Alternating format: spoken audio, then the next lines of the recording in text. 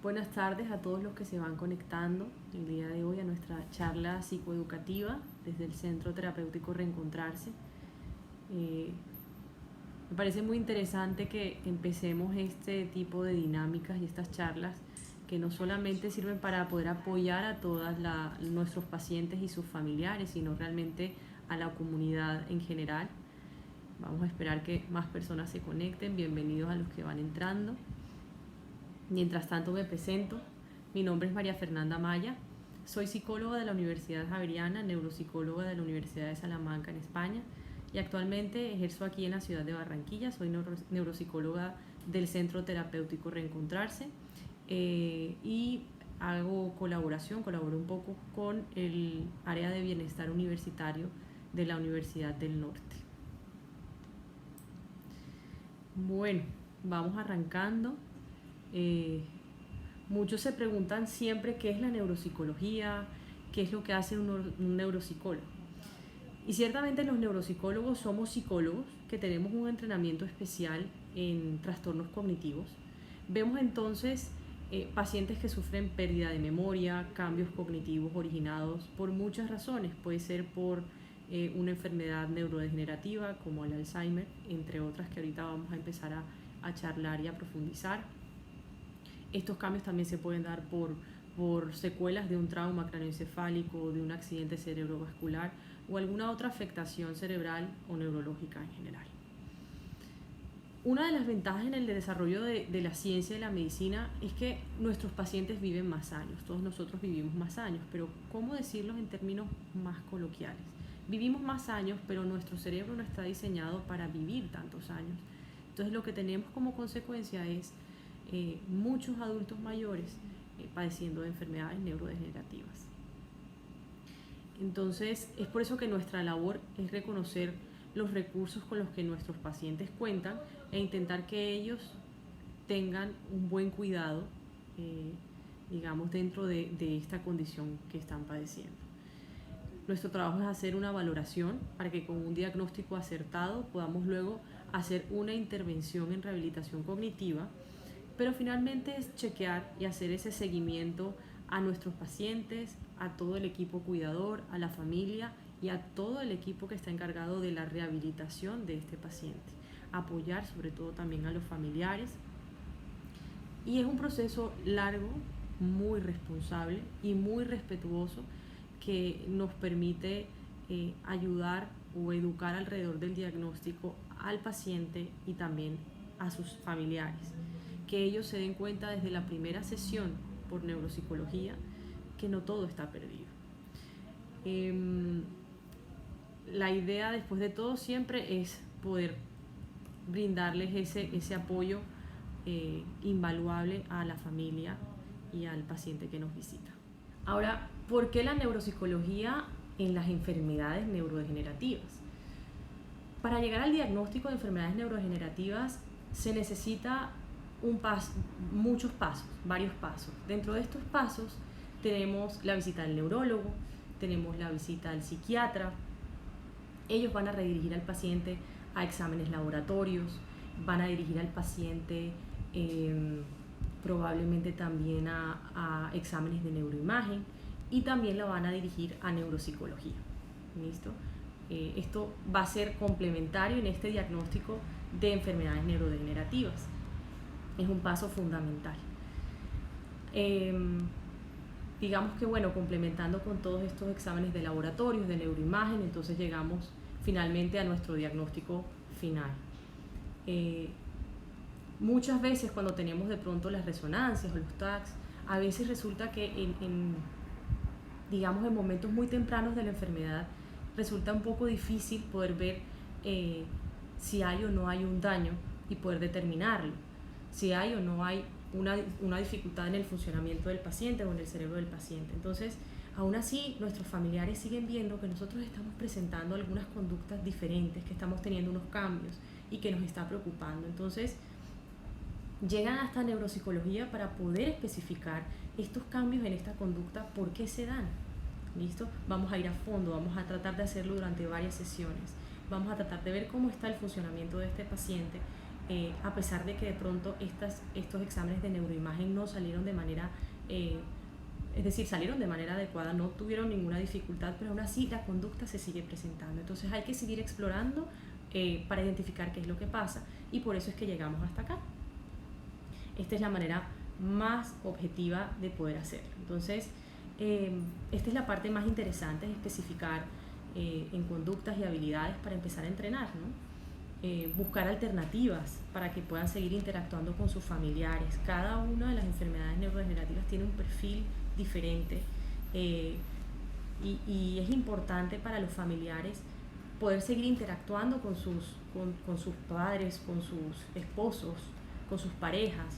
Entonces, no solamente por buscar más formas de interactuar con este ser querido, sino también por poder impulsarlo mucho más en esas actividades de la vida diaria y tratar de que su vida sea un poco más autónoma, un poco más independiente, un poco más llevadera, ¿vale?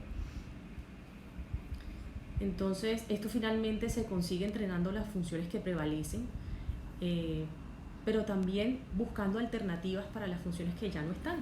Y eso es lo que vamos a identificar por medio de estas pruebas. ¿Cómo está memoria? ¿Cómo está el lenguaje? ¿Cómo están todas estas funciones? ¿Cuál sigue? ¿Cuál prevalece con el paciente? Y cuál en este momento pues ya la perdimos un poco o se ha deteriorado. Siendo así, nosotros los neuropsicólogos no solamente objetivamos el deterioro cognitivo, sino también esos niveles de autonomía que tenga cada paciente en sus habilidades de la vida diaria.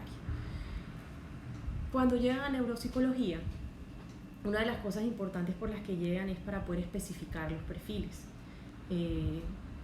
La neuropsicología estudia la relación cerebro y conducta. Esto ya lo sabemos un poco, pero resulta que, bueno, cada perfil muestra unas especificaciones que podemos potenciar o acompañar en el día a día, ¿no?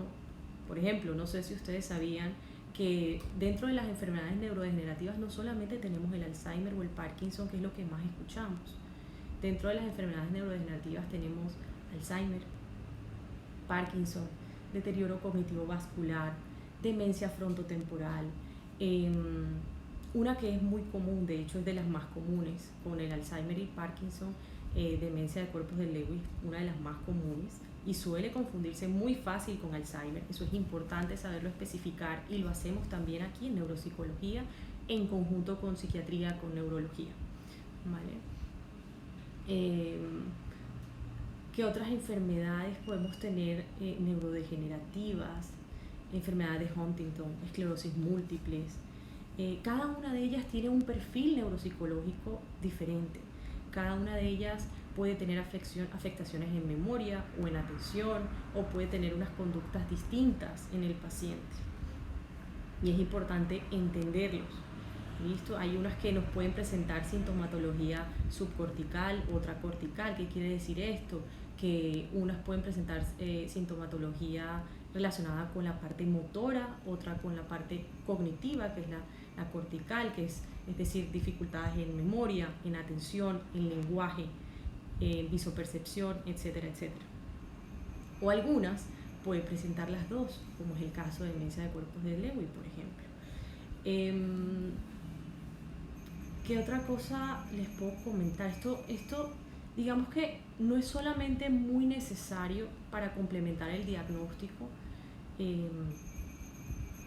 no solamente por todas estas cosas que necesitamos apoyar en el paciente, sino también a la hora de la medicación necesitamos llegar a estos diagnósticos acertados, porque por lo general si no hacemos todo este paso a paso, que yo entiendo que a lo mejor es muy largo, de pronto muchos de los que estamos conectados no conocían todo este paso a paso, pero es necesario pasar por todo esto: psiquiatría, neurología, exámenes de laboratorio, exámenes de neuroimagen, neuropsicología, para poder llegar realmente al perfil y al diagnóstico adecuado por temas también de medicación. Hay medicaciones, por ejemplo, cuando confundimos el Alzheimer con demencia de cuerpos de Lewy o demencia de cuerpos de Lewy con Alzheimer, probablemente la medicación del Alzheimer pueda exacerbar un poco la sintomatología de demencia de cuerpos de Lewy. Tenemos muchas de estas cosas que es importante seguir esta ruta y es muy importante que nosotros conozcamos esta ruta y que la sigamos de manera responsable para realmente mejorar la calidad de vida de este ser querido. Vamos a ver.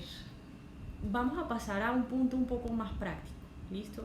Vamos a pasar a las señales de alerta.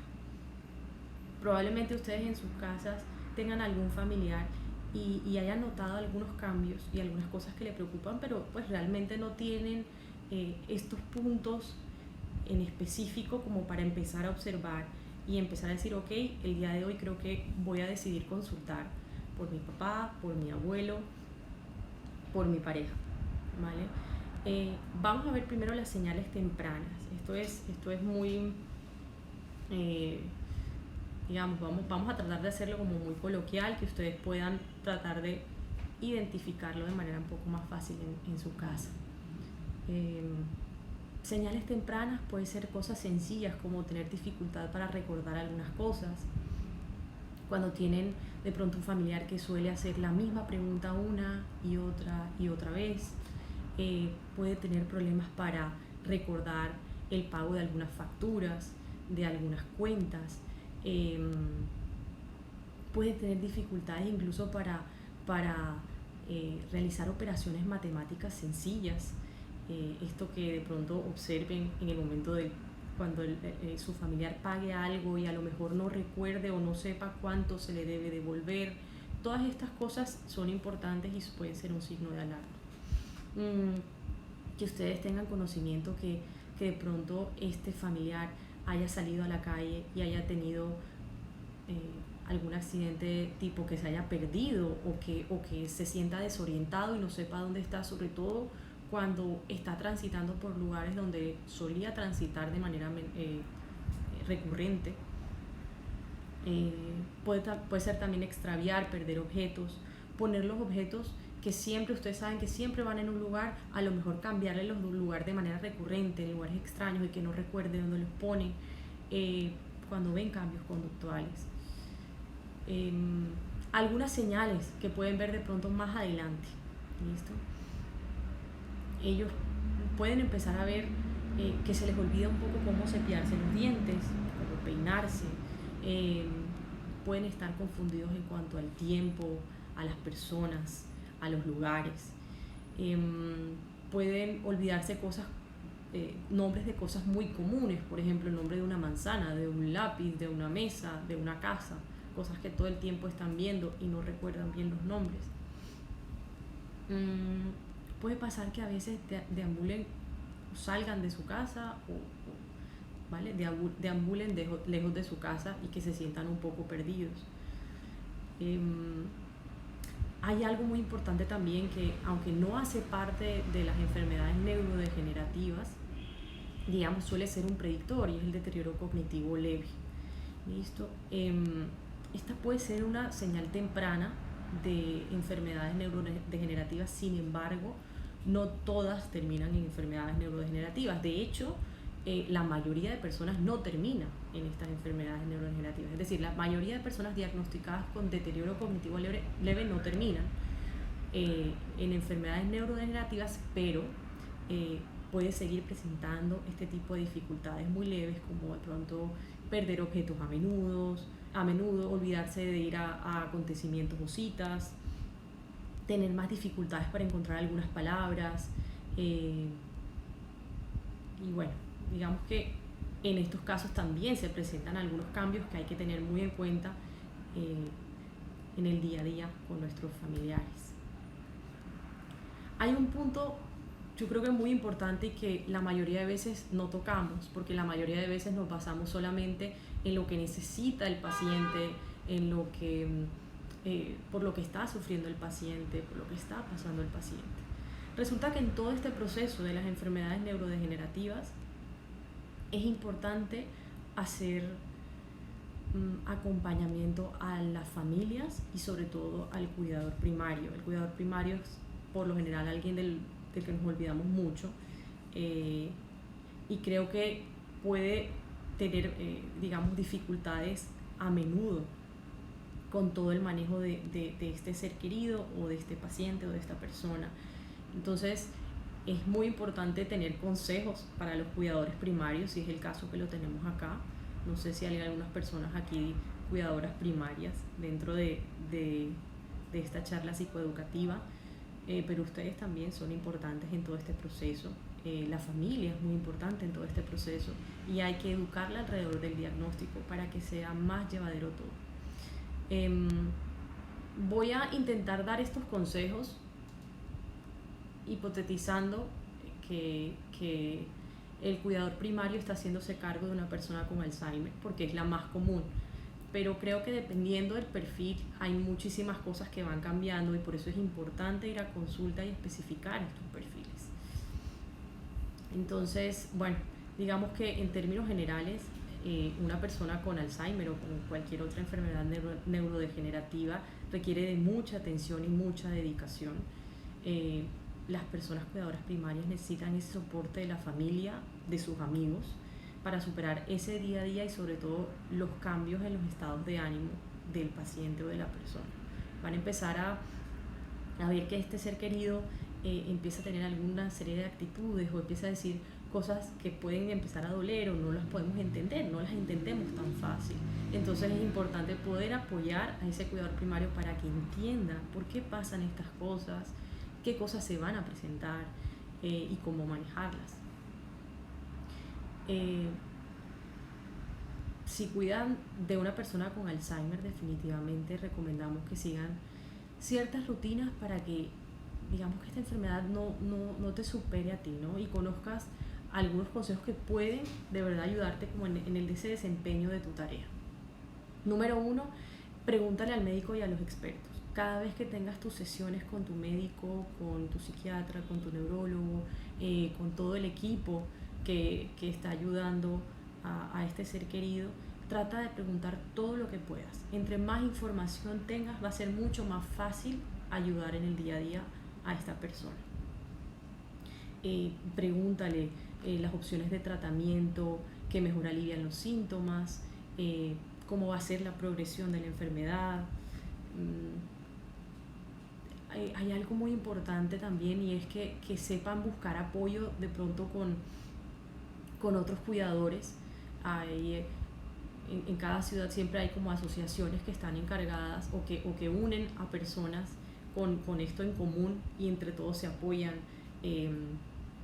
se brindan mucha información entre todos, se cuentan historias, socializan muchas cosas que pasan y eso los ayuda a sobrellevar cosas que de pronto no saben cómo sobrellevar y que ya otros han pasado por esa experiencia. Sé flexible y adapta la rutina un poco, ¿no? Aprovecha los momentos del día en que este ser querido está un poco menos confundido y con más disposición para hacer las cosas más difíciles del día. Pero si tú ves que de pronto en ese momento él se siente un poco confundido, que está un poco irritable, no lo forcemos a justamente hacer las cosas más difíciles porque probablemente no vamos a llegar a eso. La comunicación, hablar con la persona que padece de Alzheimer, al llamarla por su nombre, te das cuenta enseguida que tienes su atención. Entonces una vez tienes su atención, intenta hablarle con un tono pausado, trata de ser muy amable, dale mucho tiempo para que encuentre las palabras correctas para expresarse. Acuérdense que esto va a ser un poco difícil para ellos, entonces muy pacientes, esperen a que ellos consigan esas palabras y puedan decirle lo que quieren manifestarle. Facilítale las tareas diarias, creo que todos lo hacen en casa, siempre intentan que eso pase, pero por ejemplo actividades un poco complicadas como el vestirse, entonces ¿qué podemos hacer por ellos? Probablemente si de antemano nosotros preparamos la ropa para ellos o si tenemos nuestro armario bien organizado, el armario de esta persona bien organizada, entonces siempre las camisas de un solo lado, los pantalones de un solo lado, las medias en el mismo lado de siempre. A lo mejor le podemos poner marcas a las camisas, entonces tenemos el nombre de camisas, el nombre de los pantalones, Y eso le facilita un poco, le da más autonomía y más independencia a la persona, y probablemente no te va a estar llamando ¿dónde están los pantalones? ¿Dónde está la No te lo va a pedir porque probablemente ya se lo estás facilitando, y eso le hace sentir un poco más de bienestar, porque ellos se sienten un poco más útiles, ellos se sienten un poco más independientes. El baño, a la hora del baño, por ejemplo, a lo mejor dejarle la toalla siempre en el mismo lugar, dejarle los utensilios que él siempre utiliza a la hora del baño, el jabón, el shampoo, si utiliza acondicionador, si utiliza una esponja, entonces la esponja siempre en el mismo lado. Todos los utensilios que él por lo general utiliza, entonces eso le da más facilidades a él, y a lo mejor no tienen que estar 100% dentro del baño para poderle pasar las cosas que a lo mejor a él se le olvidan meter dentro de la ducha para poder hacer esta actividad. A la hora de comer, si es posible, mantengan una rutina familiar, creen un ambiente tranquilo, sírvanle platos variados y sobre todo a su gusto. Escojan utensilios que promuevan su independencia. Si para él es difícil beber, entonces tratemos de buscar pitillos para él. Si es muy difícil tratar de apoyarse para poder coger las cosas, entonces tratemos de ponerle un plato hondo, y eso le facilita un poco más poder tener los alimentos y que él lo pueda hacer solo. Y bueno, es muy importante que lo involucren en la rutina de la mesa, sobre todo, por ejemplo, que los ayuden a poner o quitar la mesa, que los ayuden a lavar los platos. Eso los hace sentir útiles, y es muy importante para ellos tener algunas rutinas y algunas responsabilidades en casa. Actividades, por ejemplo, entonces eso siempre suele ser bastante, digamos que bastante, es un reto, ¿no? El tema de las actividades, buscar cosas de ocio que ellos puedan disfrutar y que los puedan mantener también ocupados, que los puedan ayudar a entrenar en otras cosas. Lo importante siempre es planificarlo todo, planificar siempre actividades sencillas de su agrado. Traten de elogiarle cada uno de los avances en el transcurso de esas actividades. Ahorita pues es muy difícil salir a pasear, pero definitivamente eso es muy importante, que salgan a caminar un rato, que salgan a pasear. Ahora en este momento no podemos hacerlo, pero probablemente hacer ejercicios en casa, trabajar en el jardín, bailar en un espacio de la casa, eso puede ser agradable. Incluso a los que les gusta la buena música, que tengan un espacio en la casa en el que se dediquen con ciertos horarios para escuchar música. A mí me gusta mucho poder recomendar sobre todo radios o emisoras universitarias, en donde van a tener constantemente la fecha, la hora. Eso los va a mantener mucho más orientados en tiempo. Seguramente en espacio también los va a mantener orientados, porque todo el tiempo van a estar escuchando estamos en la ciudad de Barranquilla o estamos en Colombia. Todo este tipo de cosas los mantiene ellos orientados. Tener un reloj cerca que los mantenga orientados en tiempo también. Y sumado a eso, dentro del plan de la emisora universitaria, seguramente también vamos a tener la posibilidad de que ellos escuchen música agradable sin tener que escuchar de pronto noticias muy catastróficas que puedan generarles a ellos algunos cambios o que los pueda ofuscar un poco, ¿no? Si tenemos dificultades en incontinencia, que eso suele ser común sobre todo en etapas avanzadas, en el momento que ya ustedes vean que ya no controlan de pronto sus funciones excretoras, traten de llevarlos al baño cada 3 horas, y eso digamos que evita algunos accidentes. Vale, a la hora de dormir, si la persona con Alzheimer se siente un poco desorientada, va a ser difícil que concilie el sueño, se va a encontrar un poco en estado de agitación, pero entonces evitemos que duerma durante el día, que se elija siempre la misma hora para dormir.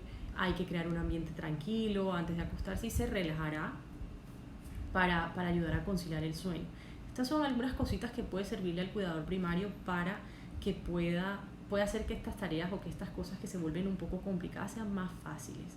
Pero recuerden siempre los cuidadores primarios poder también lograr buscar grupos de apoyo, hacer relevos en la familia, y que no sea solamente una sola persona encargada de esta persona, de este paciente, porque también ellos pueden sentir mucha carga, mucho peso, y eso en el manejo emocional puede ser difícil, ¿vale?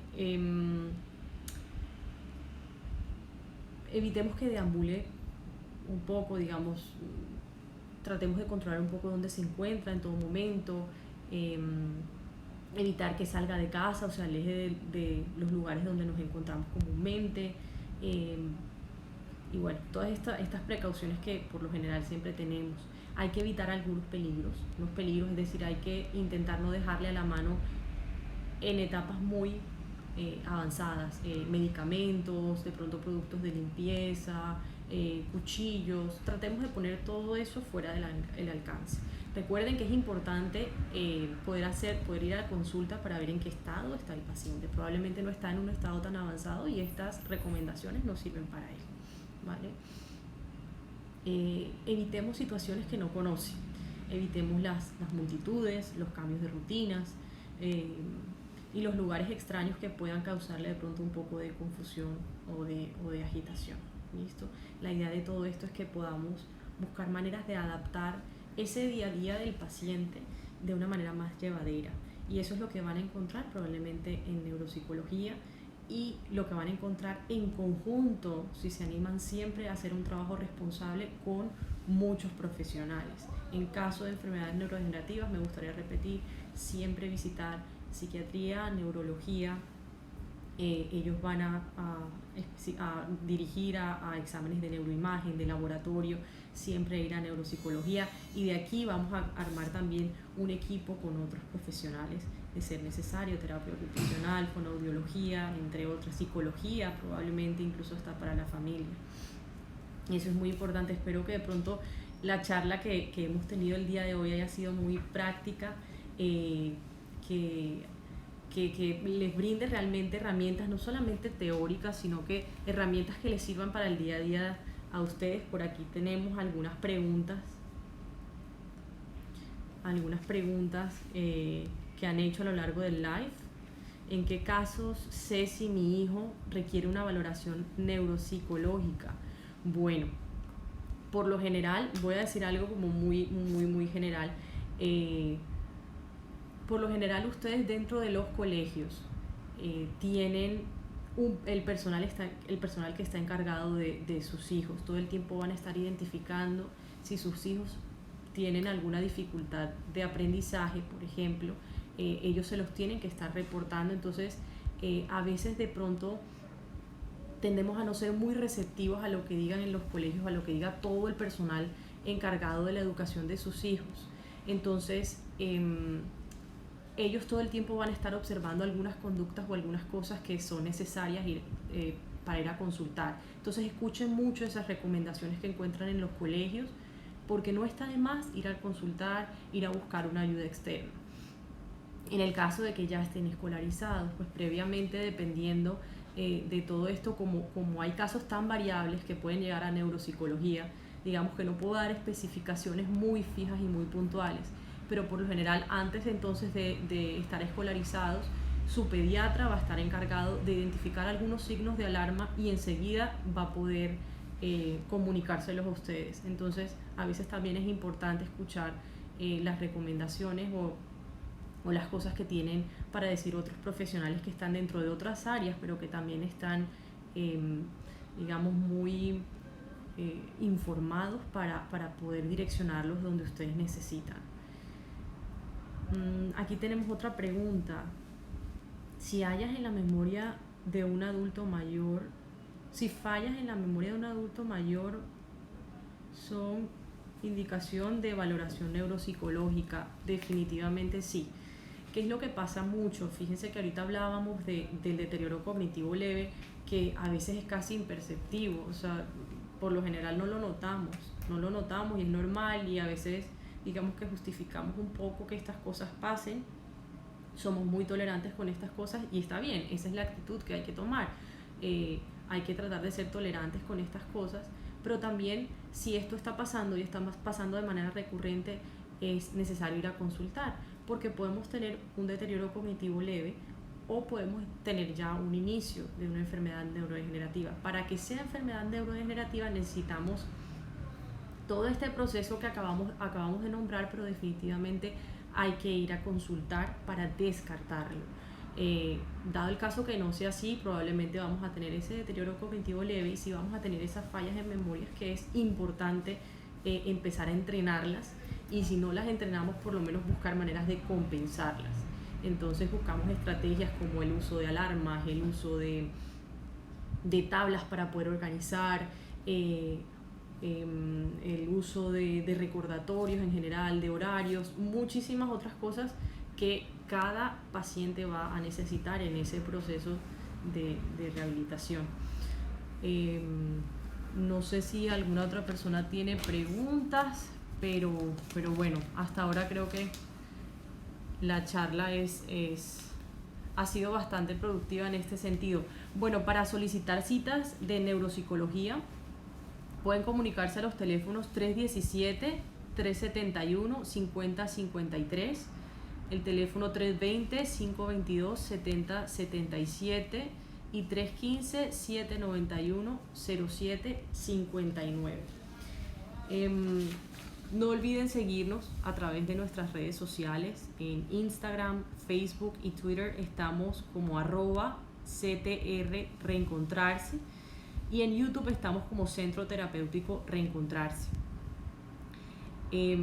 La IPS Reencontrarse ofrece apoyo emocional al personal médico y a toda la comunidad en general en estos momentos de confinamiento y aislamiento preventivo por la pandemia del COVID-19. Entonces, ingresen a nuestra página web www.reencontrarse.com y da clic al link de apoyo emocional para conectarte o para contactarte con alguno de nuestros profesionales de la salud mental. Nuestros horarios son de lunes a viernes de 8 a.m. a 5 p.m. y los sábados de 8 a.m. a 12 del mediodía. Por aquí hay muchas, aquí tengo otras preguntas que están surgiendo. Cárdenas, ¿cuándo hablarán de TEA? Bueno, me imagino que muy pronto. Aquí todo el equipo está muy atento a todos los requerimientos que ustedes tengan para poder darles toda la información que necesiten y que realmente estos espacios sean de apoyo a la comunidad. Entonces, qué chévere que nos estén mostrando todas estas inquietudes para poder generar más charlas, ¿no? Y poder generar más información para ustedes. Bueno, finalmente yo creo que el día de hoy ha sido muy interactivo en nuestro live. Les agradezco a todos por haberse conectado. Recuerden que próximamente vamos a tener otra charla por medio de este espacio. Entonces estén muy atentos a las redes sociales de Reencontrarse para poder tener toda la información de nuestra siguiente charla psicoeducativa.